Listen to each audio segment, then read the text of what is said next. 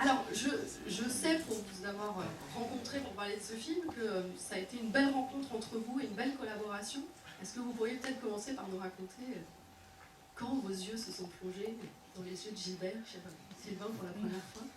Ouais, il y a ça quand même un petit moment, il y a ça quelques années, parce qu'avant de faire ce film, avant d'être réalisateur, j'ai surtout été spectateur, et c'est vrai que Gilbert fait partie de ces comédiens dont je suis allé systématiquement voir tous les films.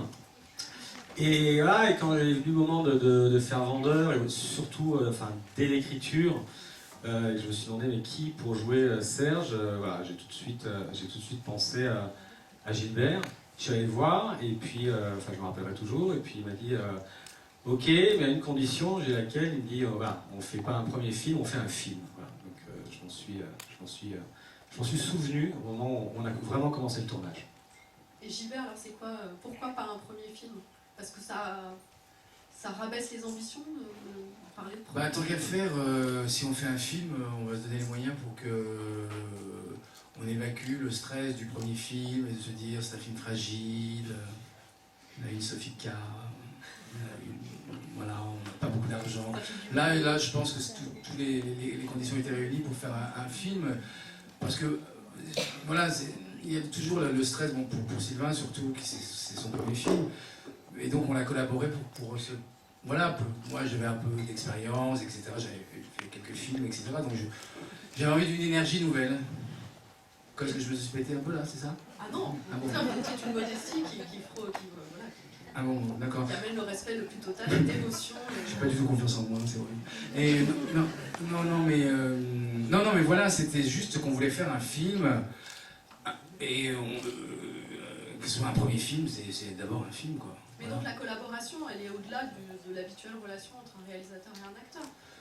Oui, on s'est très bien entendu sur le choix des... ça Sylvain va vous le raconter mieux que moi. Sur le choix des musiques. On s'est dit, voilà... Vous commenciez par ça? Par les musiques? Ouais. Mais je trouve que c'est un personnage... mon personnage est un personnage musical. Je le trouve... j'ai imaginé dans ma petite tête que c'était un type qui était en tournée musicale, au lieu que ce soit qu'il arrivait au Madison Square Garden ou à l'Olympia. Et ben, il arrivait dans les cuisines et il faisait son show, quoi. Donc j'ai pensé à ça, je me suis dit, voilà, je me suis dit, il faudrait une musique anglo-saxonne, il faudrait une musique qui porte le film. C'est une espèce de road movie où on suit ce type, voilà. Ouais, c'est un Lonesome Cowboy. Voilà, puis il y avait toute la chose solitaire du type, même quand on peut penser aux acteurs qui sortent de scène, ou aux rockers qui sortent de scène, ils peuvent des fois se retrouver dans une solitude pas possible, etc. Donc j'ai pensé à ça, voilà, c'était plutôt cool. Donc collaboration autour de la musique, mais de bien d'autres choses, Sylvain?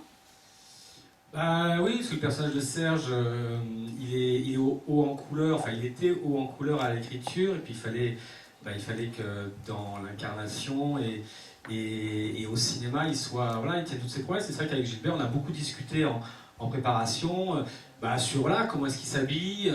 La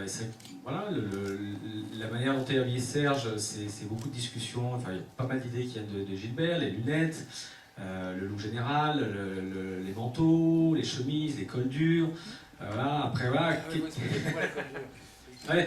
les cols durs, les cols mous, c'est les cols de chemise. C'est vrai que tout de suite Gilbert il m'a dit mais voilà, c'est un mec qui porte pas des chemises à col mou. Les cols mous, c'est tout con à l'écran, et d'une c'est pas beau, et puis de deux ça fait.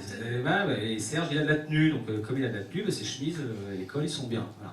Donc c'est des détails, mais quand vous voyez les rushs, vous comprenez que voilà, il y a une différence entre col dur et col mou. Sur la voiture le diable est dans les détails. Hein. Et pareil pour la voiture. Voilà, à un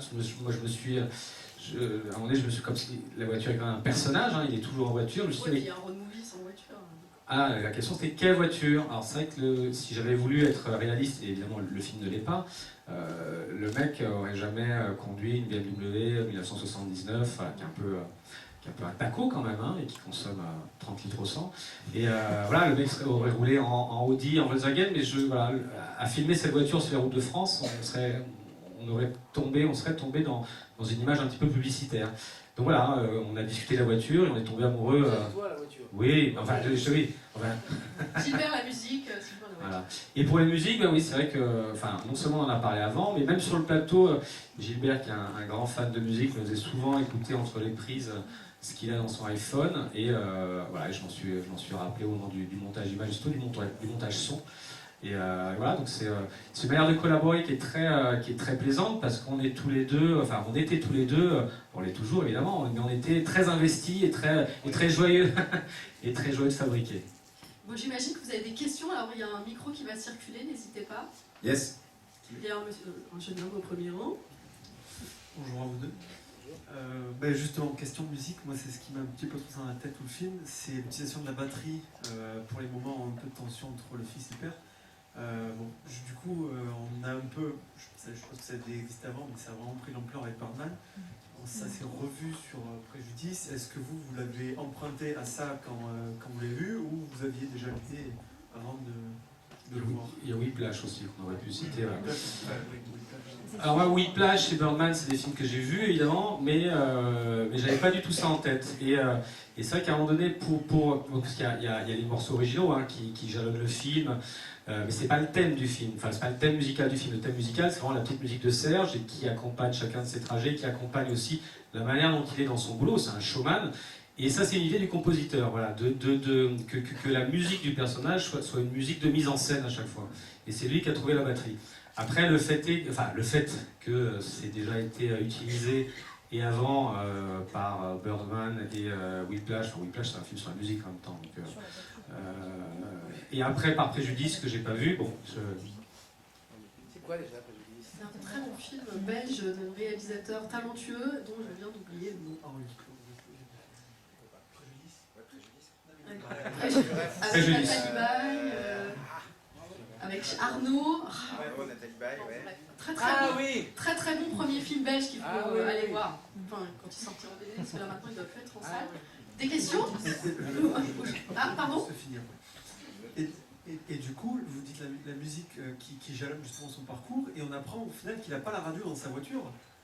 Et pendant qu'il dit ça, on a une super musique, et du coup, ça entre un peu ça crée un décalage quand il dit mais pourquoi t'as pas la musique, et nous on profite de la musique.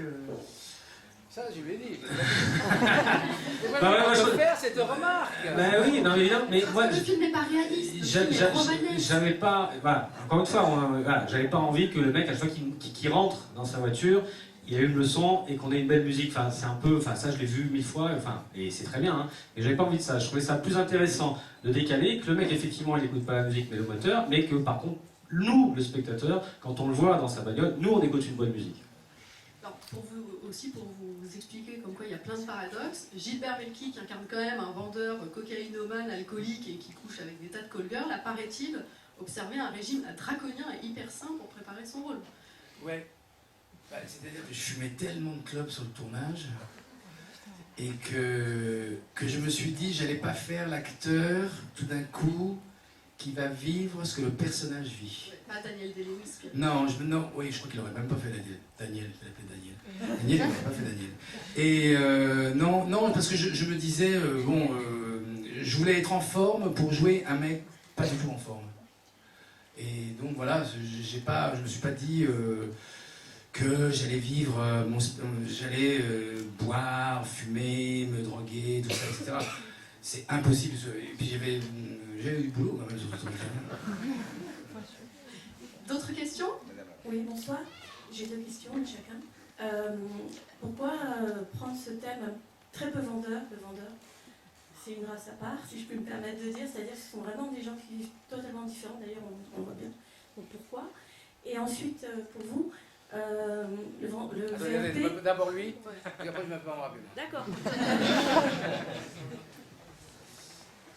Bah, vous venez de répondre à la question, parce que c'est une race à part. Enfin, moi, j'emploierais pas le mot de race, évidemment, mais je dirais que c'est un métier à part que moi, je trouve extrêmement cinématographique. En tout cas, cette catégorie de vendeurs, qui sont les grands vendeurs qu'on appelle les vendeurs extra, qui sillonnent la France, qui dorment jamais au même endroit, dans des hôtels, qui dînent seuls le soir, et qui en même temps, la journée, sur les plateaux de cuisine, sont des véritables stars. tout le monde sait quand ils sont là, tout le monde les regarde, tout le monde les observe et les écoute vendre. Enfin voilà, c'est des phénomènes. Et voilà, faire un truc sur un vendeur qui rentre tous les soirs chez lui, voilà, je pense que ça aurait été moins spectaculaire et peut-être moins intéressant. Merci, donc à vous. Alors, le métier d'acteur, c'est quelque part, c'est comme le métier de vendeur, justement, c'est un battleur. Ouais. Est-ce que vous vous sentez être un battleur? En étant acteur? Oui, c'est-à-dire que, enfin, quelque part, vous, à chaque vente, à chaque scène, à chaque machin, vous risquez votre vie quelque part. Ouais. Enfin bon, je... Ouais. Non, oui, oui. Non, mais oui, il y a un rapport avec être acteur, vendeur. Oui, il y a quelque chose de bon. Si l'acteur, si le vendeur n'est pas, s'il vous convient pas, s'il vous fait la gueule, s'il n'a pas envie de vendre, si vous lui demandez quelque chose, il ne répond pas, etc. Vous allez voir un autre vendeur un peu plus sympathique, un peu plus, voilà. Voilà. Et être acteur, et c'est là où je suis vraiment dans la merde, être acteur, c'est vendre un film, c'est vendre un film. C'est vendre un film. Non mais voilà, c'est pas. Oui, l'acteur, il joue avec des gens aussi. Hein. Une question de ouf qu'on me pose depuis le début de la promo. Mais il joue, l'acteur est avec des personnages, avec d'autres acteurs. Bon, en même temps, il y a des familles avec leurs enfants, etc. On peut s'occuper des enfants, on peut flatter les enfants pour leur donner un petit note sur la tête, on peut leur dire que vous êtes bien habillés aujourd'hui, ça va bien à l'école, etc. Vous voyez, bon, je peux y aller comme ça. Et puis après, alors ça va, pas trop difficile, voilà. Bon, voilà. En tout cas, j'ai bien répondu là. C'est super, non? Pour développer sur le métier de vendeur, je crois que tous les deux, vous avez eu une certaine expérience, que Sylvain, vous avez fait plein de boulots différents avant de devenir cinéaste. J'ai lu prof de tennis, brancardier, prof de français, assistant d'édition et organisateur de séminaires d'entreprise. C'est vrai tout ça? Alors je me suis demandé si à un moment, en tant qu'organisateur de séminaires d'entreprise, vous étiez retrouvé à haranguer des foules, à motiver les troupes, comme on peut voir dans la première scène du film. Alors moi, à haranguer des foules, non, j'étais pas payé pour, mais oui, j'ai observé à plus d'une reprise, même si je la caricature un tout petit peu avec l'éclairage et la configuration en cercle, mais oui, des scènes de motivation de groupe, on se met ensemble, on prend l'énergie avant de monter au front, c'est-à-dire avant de monter sur le plateau de cuisine ou avant d'aller affronter le client. Oui, ça, je l'ai vu faire à plus d'une reprise, ouais. Et vous avez trouvé ça cinématographique tout de suite, ou c'est avec le recul que vous vous êtes dit, tiens... C'est que la première fois que j'ai assisté à ça, c'est tellement... dingue. Oui, après voilà, dans le sport ils font ça à la mi-temps. Non, j'ai trouvé ça... Je comprends en même temps, c'est un groupe constitué, après que ça appartient à une entreprise, une équipe de foot, enfin pourquoi pas. Mais je me suis dit, voilà, il y a... j'ai pas trouvé ça dingue, je trouvais ça extrêmement cocasse, voilà. Gilbert, vous avez été vendeur dans une autre vie? Ouais. Ouais, j'étais vendeur dans une autre vie, j'étais vendeur, enfin dans ma vie, hein, dans une autre vie la même. Mais... Et non, qu'est-ce que vous voulez me dire, c'est quoi? Je ne sais pas si vous êtes nourri de cette expérience. Ah, mais bien sûr, je me suis nourri. Ce personnage. Mais je me suis nourri de de ma vie. Non, je me suis nourri de ma vie. Non, mais c'est vrai. Peut-être plus de votre vie de père, d'ailleurs. Non, mais je me suis nourri de tout, de mon expérience de vendeur, de père, de fils, etc. Parce que c'est sur 3 générations. Et donc, tout ça m'a... Mais même, j'avais vraiment du mal à dire papa. Par exemple, hein, tu te rappelles? Très bien. J'avais du mal à dire papa. Je sais pas, c'est compliqué des fois quand... qui va plomber tout le monde. Au contraire, les filles vont pleurer, les hommes vont être émus, c'est logique. Non, mais c'est vrai que même dire papa, c'était très compliqué. Mais oui, je me suis nourri de tout ça. Je pense que ce personnage, et puis quand on est acteur, pour moi, il est complètement illusoire de croire que on ne va pas jouer avec ce qu'on est. Donc on joue forcément avec ce qu'on est.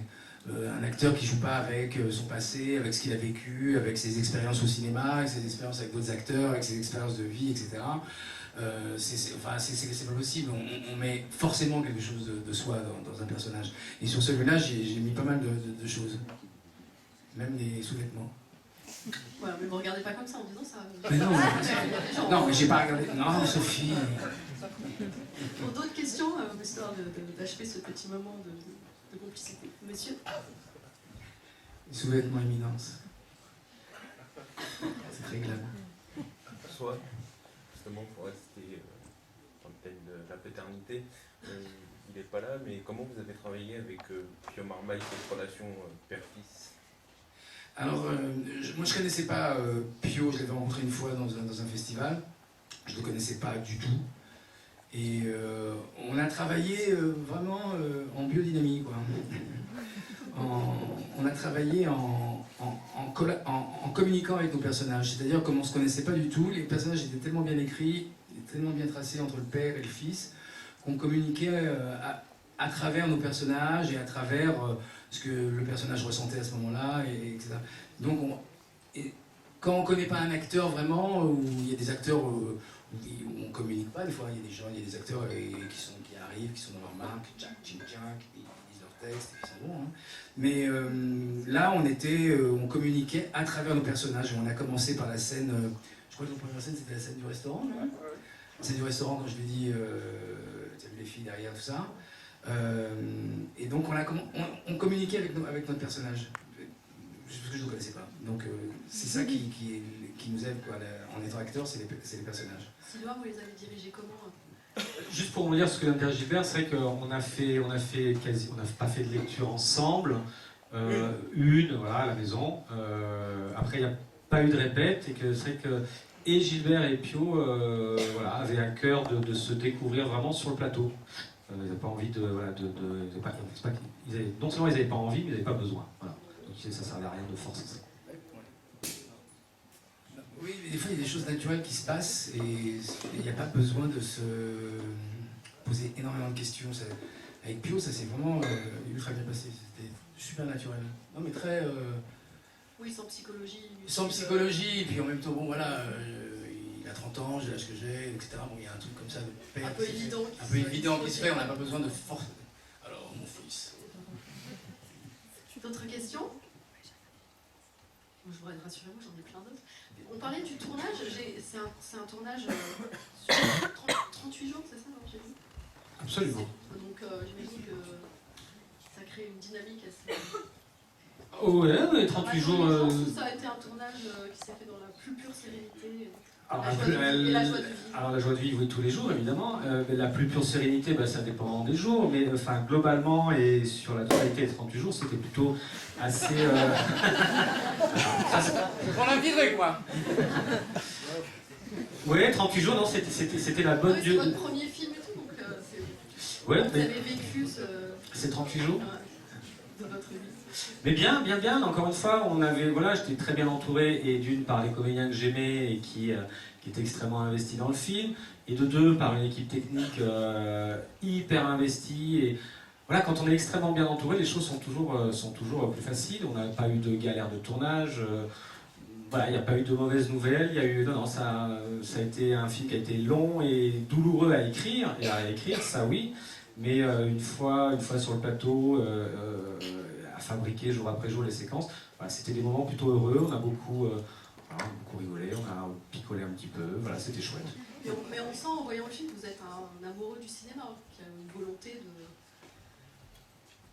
Oui. Pas faire alors déjà, c'est pas un film social, c'est un film que moi je trouve très romanesque.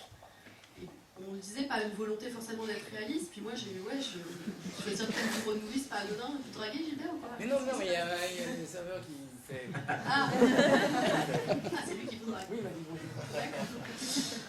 Non, mais le point de départ, effectivement, il est assez réaliste, il est assez documentaire, il est quotidien et contemporain, donc c'est vendeur dans les zones commerciales. Donc s'offrait à moi plusieurs possibilités. Hein. Soit je prenais le parti d'être hyper crédible et de coller vraiment à un réalisme. Il se trouve que là, j'avais pas envie. Voilà, j'avais pas envie. C'est pas le cinéma que j'avais envie de faire, même si c'est un cinéma que je vais voir moi en tant que spectateur et que j'apprécie. Voilà, j'avais envie de me faire plaisir, et avec des musiques, avec des couleurs, avec des focales, avec des gueules, voilà, que ça ressemble pas trop à un film français, voilà, et cela dit sans aucune connotation péjorative dans ma bouche. Vous, le micro. Bonjour. Bonsoir plutôt. Je voulais revenir sur justement l'histoire des musiques. Tout à l'heure on évoquait Whiplash et je sais plus. Bergman. Moi en fait la musique m'a surtout fait penser à Bout de Souffle. Le côté très déconstruit, la violence sourde du film qui est illustrée dans la musique. Je voulais savoir si c'était une référence musicale. Bah écoutez, non, je vais vous décevoir. Enfin, c'est un film que j'ai vu, hein, mais dont j'ai très très peu de souvenirs. Voilà. Et notamment très peu de souvenirs de la musique. Donc voilà. Partant de là, c'était pas du tout une référence. C'est une question, c'est. Là, question Godard, là, dès que Godard arrive. Laura, le micro en haut, vous m'entendez? On vous entend. On va la faire Vous avez une voix qui porte bien. Très bien. Bonsoir messieurs, j'avais une question. Le scénario, tout ce qui est technique de vente chez Aviva, comment vous êtes inspiré? C'est vous, le réalisateur, ou vous êtes inspiré des vendeurs sur place? Les deux. Bon, moi j'ai écrit un canevas, un personnage, j'ai imaginé des séquences de vente, et puis à un moment donné où il fallait vraiment être précis, j'ai passé du temps avec un ou deux vendeurs de chez Aviva, hein, pour ne pas les nommer, et plutôt très bons et très sympathiques. Et là, voilà, j'ai peaufiné les dialogues, j'ai peaufiné des histoires de vente, hein, des petits scénarios de mini-vente. Et puis après, voilà, j'ai fait lire scénario à un ou deux copains qui étaient également vendeurs, soit cuisinistes, soit à côté, et qui ont plus ou moins validé, validé, c'est que j'étais pas du tout à la recherche d'une validation, mais voilà, ils m'ont dit, bon ça va, t'as pas écrit trop de conneries, quoi. Et voilà, et puis pour aller au bout, le film, pas mal de vendeurs de cuisinistes l'ont vu, et voilà, et ça m'a fait plaisir de les entendre se reconnaître voilà, là-dedans. En même temps, le personnage que vous jouez, Gilbert, il a du panache, c'est-à-dire qu'il a beau avoir une vie qui finalement n'est pas très enviable, c'est pas non plus un mec pathétique, quoi. Il a une forme de, c'est-à-dire qu'il est half pathétique. Half magnétique, half pathétique. Non, c'est-à-dire que il est dans son travail exubérant comme ça, il est très content de vendre des cuisines, il se fait beaucoup d'argent, il gagne très très bien sa vie, etc.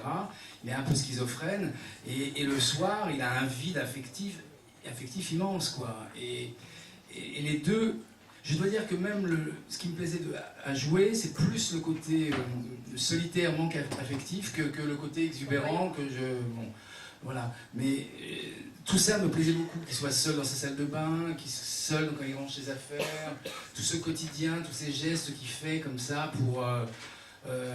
qu'il fait depuis 30 ans, se mettre sa brosse à dents comme ça, se prendre sa petite coque là comme ça, etc. Tout ce qu'il fait, tout ça me plaisait beaucoup à jouer. Et c'est facile de jouer seul? Ah, j'adore ça. Enfin, sur ce film-là, j'ai adoré ça. Enfin, parce qu'il est nourri d'autres choses aussi, hein, mais j'ai adoré ça, l'oreiller, tout ça. Voilà, il retourne dans sa chambre d'enfant, il y a encore un poster, je sais pas pourquoi t'as mis un poster des Stéphanois, là, de Saint-Étienne. Il y avait un poster de la Saint-Étienne avec, je sais pas, Platini et Rocheteau. Il regardait ça, et puis voilà, tout d'un coup, il se met dans... Et puis comme il n'a pas mis une tête d'oreiller depuis 30 ans parce qu'il est tout le temps à l'hôtel, donc il n'arrive pas, puis c'est trop petit, enfin, bon bref. Tout ça me plaisait beaucoup. Voilà. Et donc tout le côté exubérant, c'était sympathique à jouer, mais je préférais vraiment les choses avec mon père, avec Pio, ou alors quand je lui enseigne à vendre, quand je lui dis quand tu étais petit, tu te rappelles, tu avais un cours de théâtre, tout ça, etc., tout le monde était nul, sauf toi, etc. Toutes ces scènes-là, j'ai adoré les jouer. Avec Serge Livrozet qui joue mon père, j'ai adoré jouer ça. J'ai adoré jouer toutes ces séquences-là, quand il est tout seul, quand il rentre, etc., qu'il appelle papa, qu'il n'a pas appelé papa depuis je sais pas combien de temps. Donc voilà, c'est tous des trucs qui m'ont vachement touché, ouais, vraiment. Question en haut, balcon, question en bas. En bas. Bonsoir. Bonsoir. J'avais juste une question par rapport à une petite scène en fait qui dénote un peu en fait à ce moment du film. C'est l'appartement de votre père justement, enfin l'acteur qui joue le personnage. Où tout d'un coup on a cette scène un peu comique avec l'ami du père qui confond avec le grand-père. Est-ce que c'était écrit tel quel dans le scénario ou ça a été un peu improvisé sur son âge parce que c'est un moment comique à un instant, peut-être le plus dramatique du film en fait. Non, c'était écrit comme ça, c'était même plus long, j'ai un tout petit peu coupé. Et parce que vous savez qu'on est dans un tunnel un peu dramatique depuis 15-20 minutes, hein, où ce qui se passe pour Serge n'est pas forcément funky. Et voilà, c'est un moyen. Enfin, moi j'adore au cinéma quand il y a des ruptures et qu'on passe dans un instant assez rapide du rire aux larmes. Et voilà, c'était modestement une tentative voilà, que le spectateur souffle un peu sur... Qui n'a pas vécu un enterrement où il y a un fou rire parfois intempestif.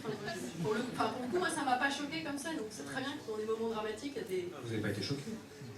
Non, troublé, interpellé. Pourquoi Romain Bouteille? Alors pourquoi Romain Bouteille? Romain Bouteille, il a passé le casting à un moment donné pour jouer le rôle de Gilbert. Le rôle de...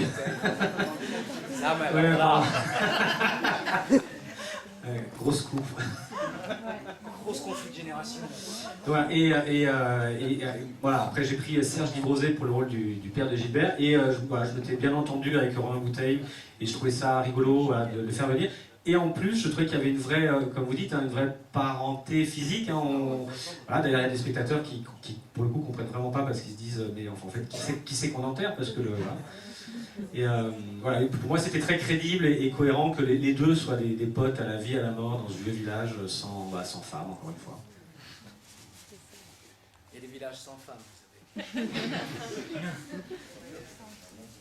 On peut parler peut-être des personnages féminins dans ce film, parce qu'on a beaucoup parlé des hommes, mais elles ont leur importance. Elles ont leur importance, bah oui. Alors elles ne sont pas évidemment au premier plan, elles sont au second plan. C'est un monde très masculin. Parce que c'est un monde très masculin. Mais moi j'avais à cœur de les écrire et surtout que ce soit par leur regard qu'on ait un peu un point de vue, en l'occurrence le mien, sur ce monde d'hommes qui s'abîme un peu et qui tourne autour de lui-même et qui court un petit peu à la folie.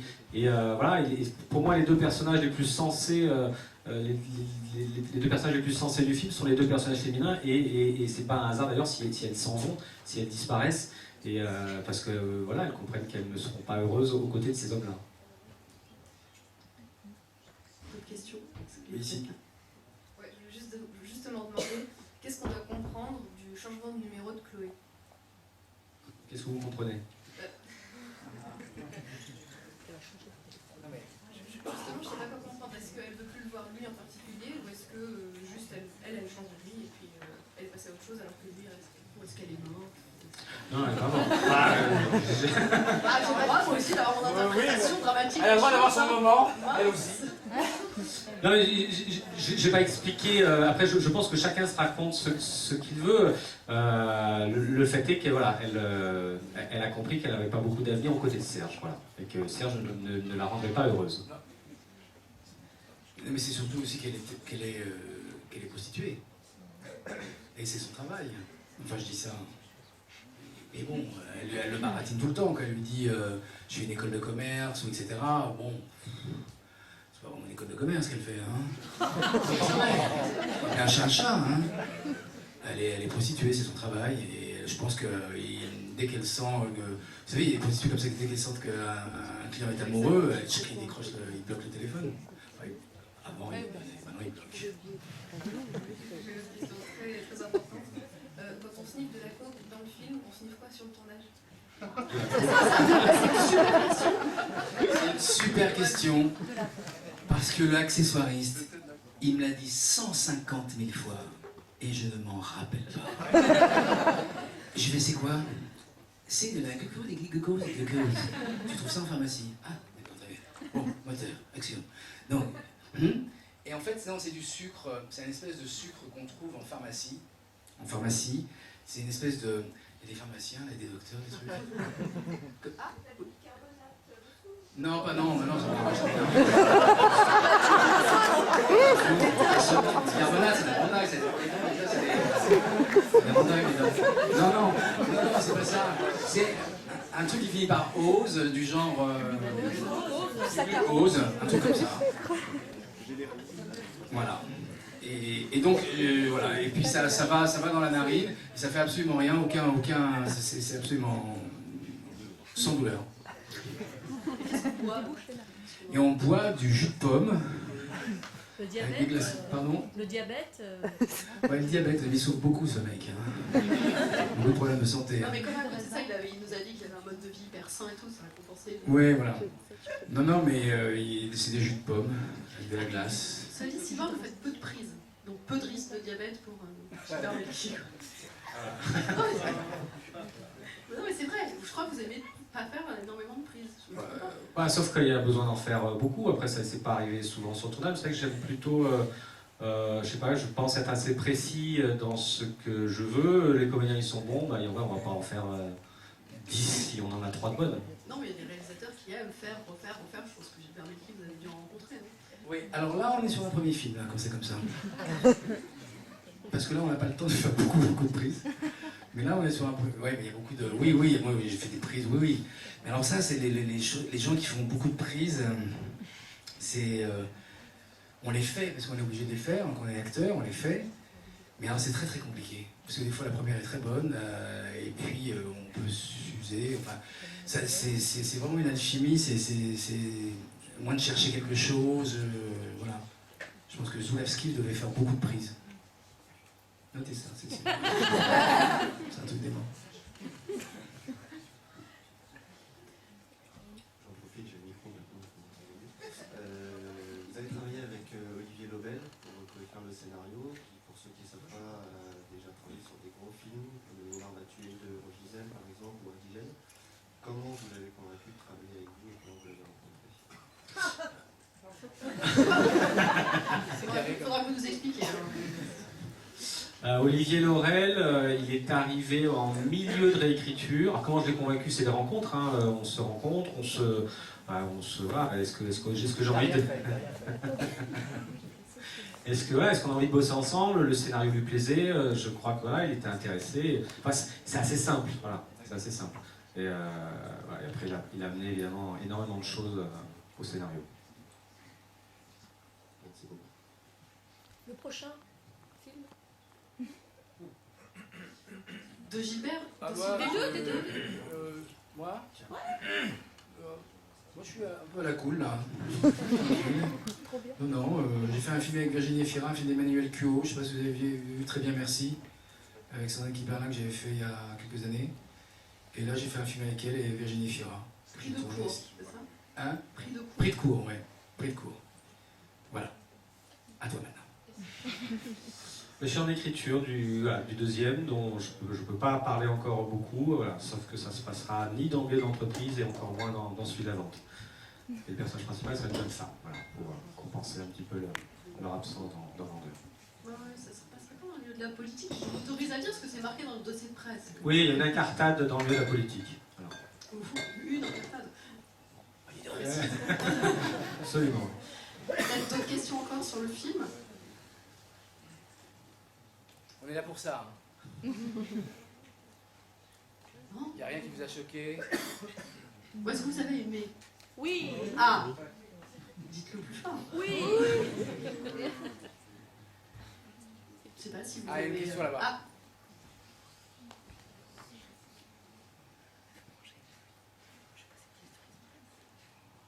Bonsoir.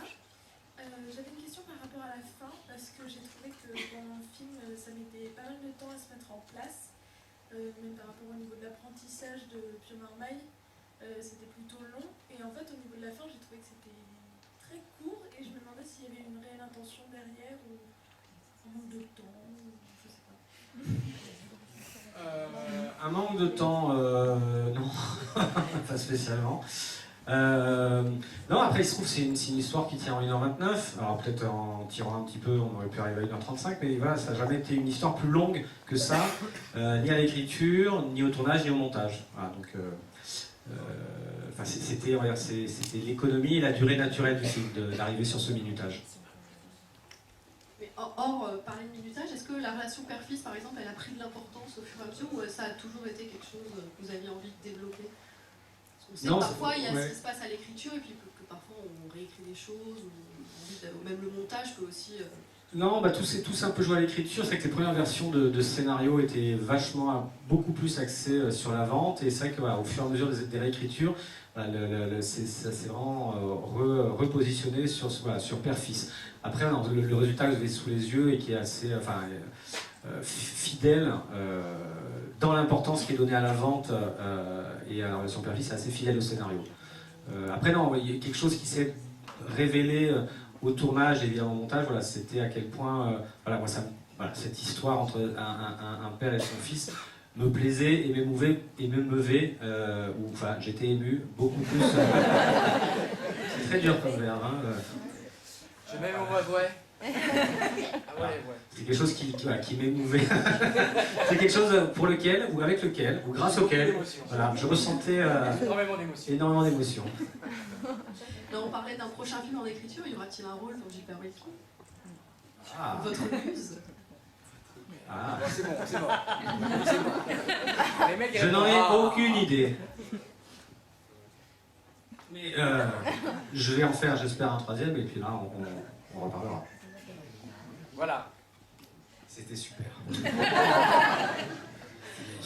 Bon alors, qu'est-ce qui reste de ce tournage, de cette collaboration ensemble? Ce qui reste de ce tournage, je sais pas, une liberté, de la liberté, d'avoir pu essayer des choses, d'avoir pu mettre des musiques que j'aimais, que Sylvain aimait, qu'on ne voit pas souvent qu'on n'entend pas souvent dans le cinéma français. Voilà, une liberté de jeu, de ton, qu'est-ce qu'il y a encore? Non mais un grand plaisir, j'ai l'impression. Un grand plaisir, absolument. Avec Sylvain, c'est un grand plaisir. Et Sylvain a beaucoup de talent et beaucoup de... Voilà, il filme bien. Parce que c'est pas facile de filmer les zones industrielles. J'ai la liaison lumière. Les zones industrielles... rendre ça poétique. Rendre ça poétique avec une belle lumière. Donc... même si vous avez remarqué les influences, c'est vrai, je sais pas, on s'est un peu raconté des cinémas qu'on aimait, le cinéma de Michael Mann, le James Gray, voilà. Ce que je disais à Sylvain, je fais, rappelle-toi, Little Odessa, c'est son premier film au mec. Et on va essayer de s'en approcher. Mais s'en approcher, juste parce que c'est bien d'aller vers des choses qui nous inspirent et voilà, c'est agréable d'aller vers des choses qui nous inspirent. Et ça nous rend plus libres, je pense, les choses qui nous inspirent. C'était énorme, ça aussi, ce que je viens de dire. On va laisser le mot de la fin à Sylvain. Et vous, alors, pourquoi est-ce que vous avez eu envie de faire du cinéma? Et quel plaisir avez-vous retiré de ce film? Pourquoi est-ce que j'ai envie de faire du cinéma? Ça, je serais bien normal de le dire. Je peux vous dire comment j'y suis arrivé. Mais un truc tout con, ça va prendre 2 minutes. Hein. Moi j'ai grandi en province, à Toulon. J'ai adoré toujours le cinéma, j'y allais gamin, tout ça. Et puis je me rendais compte, je n'avais absolument aucune idée que les films pouvaient se fabriquer, qu'il y avait des gens dont c'était le métier, des techniciens, des scénaristes. Pour moi, le cinéma, c'était vraiment c'était Hollywood, les stars, et chacun à sa place. C'est vrai que quand je suis arrivé après mon service militaire, très longtemps, à Paris, j'ai côtoyé des gens qui bossaient là-dedans, j'ai compris que c'était possible, qu'il y avait, ça se fabriquait et que c'était des métiers. Et voilà, bon an, mal an, petit à petit, je me suis dit, mais pourquoi pas moi? Pourquoi pas moi? C'est arrivé comme ça, par la petite porte, et en me disant, mais j'ai moi aussi des histoires, j'espère, des histoires à raconter, et voilà, allons-y, commençons par le court-métrage, et puis cheminons doucement et gaiement. Bon, c'est bien, c'était assez gai, je crois, comme discussion. Je ne sais pas s'il y avait encore une ou deux questions, sinon on va conclure. Il y a ceux qui vous ont vraiment bricolé. Allez-y. On est entre nous. C'est free country. Non, mais en tout cas, ce que je disais, la salle est pleine et personne n'est parti pendant la projo. Ouais, vous êtes tous blogueurs, là? Non, j'ai une question. Ça y est, loupé le créneau.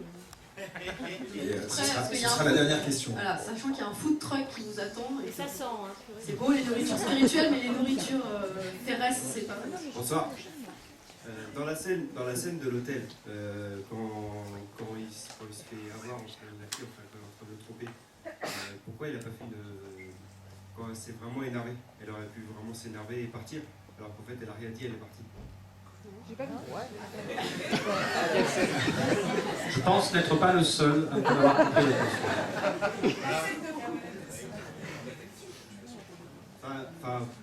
Pourquoi la femme n'a rien dit et elle est partie, alors qu'en fait elle aurait pu s'énerver?